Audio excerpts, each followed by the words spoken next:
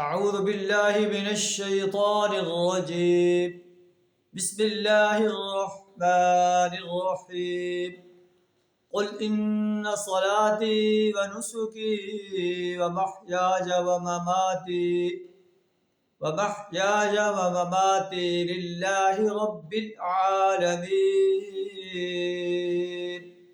صدق اللہ العظیم۔ سورہ انعام آیت نمبر 162 آپ کے سامنے تلاوت کی ہے، جس کا ترجمہ کچھ اس طرح ہے۔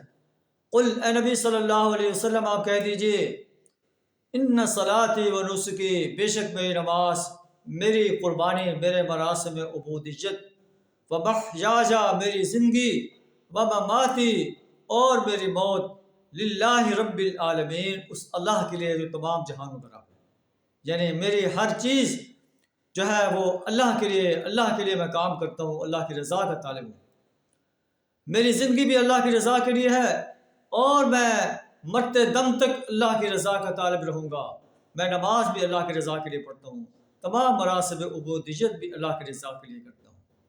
وہ اللہ جو تمام جہانوں کا رب ہے، لا شریک لہ، جس کا کوئی شریک نہیں، جس کے مقابلے میں کوئی حاجت روا نہیں، کوئی مشکل کشا نہیں، کوئی نظر و نیاز کا مالک نہیں، جس کے حکم کے مقابلے میں کسی کا حکم نہیں چل سکتا، جس کی حاکمیت کے مقابلے میں کسی کی حاکمیت نہیں چل سکتی، جو اکیلا